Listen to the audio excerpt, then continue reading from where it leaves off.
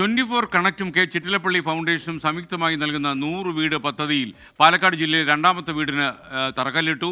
കല്ലേക്കാട് പറക്കോട് സ്വദേശികളായ രഹന ഫാസിൽ ദമ്പതികൾക്കാണ് സ്നേഹവീട് ഒരുങ്ങുന്നത്.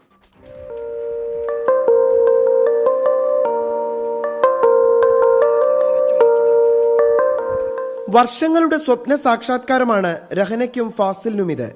മീൻകടയിലെ ജോലിയിൽ നിന്ന് മിച്ചം പിടിച്ച് സ്വന്തമായൊരു കൂര എന്നത് ഇവരെ സംബന്ധിച്ച് ബാലി കയറാമലയായിരുന്നു. അപ്പോഴാണ് ഒരു കൂരയ്ക്കായി 24 കണക്റ്റിനെ ബന്ധപ്പെട്ടത്.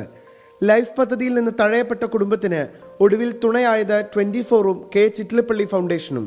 കുറേ കാലമായി വാടകയ്ക്ക് താമസിക്കുന്നു. അപ്പോൾ ഭയങ്കര ബുദ്ധിമുട്ട് തന്നെയായിരുന്നു. അപ്പോൾ നല്ല വലിയൊരു ആഗ്രഹമായിരുന്നു നമുക്ക് സ്വന്തമായിട്ടൊരു വീട് വേണം എന്നുള്ളത്. അപ്പോൾ അതിന് നമ്മളെ സഹായിച്ച ചിറ്റിലപ്പള്ളി ഫൗണ്ടേഷനും 24 കണക്റ്റുമാണ്. ഇങ്ങനെ ഒരു വീട് ഞങ്ങളുടെ സ്വപ്നമായിരുന്നു. ഇത്ര കാലം വാടകയ്ക്ക് ഇരുന്നിട്ട് അതായത് അതേമാതിരി ചിറ്റിലപ്പള്ളി ഫൗണ്ടേഷനോ 24 ചാനലും വളരെ ഉപകാരമാണ് ഇത് ചെയ്തത്. തറക്കല്ലിടൽ ചടങ്ങിൽ panchayat president, ward member, 24 connect ജില്ലാ കോർഡിനേറ്റർ എന്നിവർ പങ്കെടുത്തു.